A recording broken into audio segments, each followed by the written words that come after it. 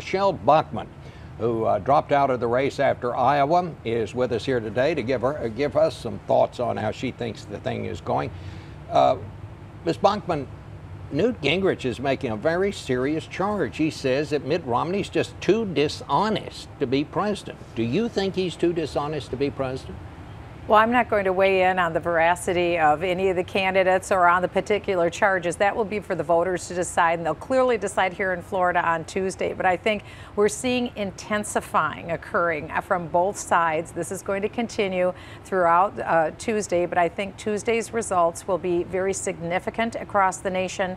And then, of course, from there, then we'll move into a lot of the caucus states. It's not over. But again, this is just the opening salvo of the depth and intensity of what we'll see going forward. Once President Obama embraces our nominee, then we will have never seen anything like what's coming. Well, I mean, but do you think that Mitt Romney is not a person of integrity?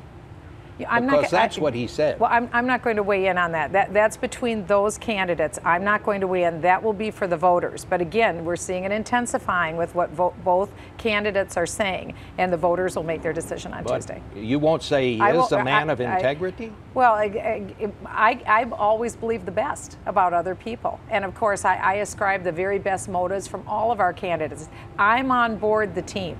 Put it that way. No matter who our nominee will be, I'm on the team because I intend to make sure that Barack Obama is a one-term president, and whoever our nominee is, I'm for them. Are you, we had heard early in the week that you were getting ready to endorse someone. Are you going to endorse someone?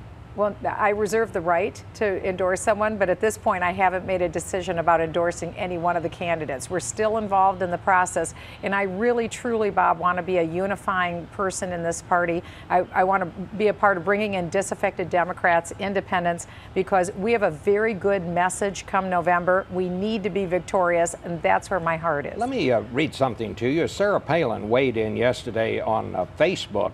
In a very tough statement, she had strong words for the what she calls the Republican establishment. She says, this isn't about Gingrich versus Romney, it's about the Republican establishment against the Tea Party.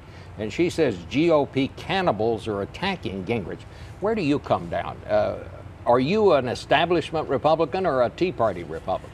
Well, I'm the head of the Tea Party caucus in Washington, D.C., and so that's a voice that I think is very important to hear, and the Tea Party is very strong across the country. A lot of people say, where is the Tea Party? They aren't strong. The Tea Party is evident every time you see a debate on television. But do you think that's where Florida is? Is it the Tea Party versus the establishment, or do you see it a different way? It's all of the above, because the Tea Party has really infused the lifeblood in the Republican Party. They're a very important part of our party, because their number one issue is the spending and the debt. That's what the Tea Party cares about. And they're reacting against the incredible increase in regulations with Obamacare. They oppose Obamacare. They oppose the out-of-control spending and the debt accumulation. That's the Tea Party. And you see the evidence of the Tea Party in every single debate.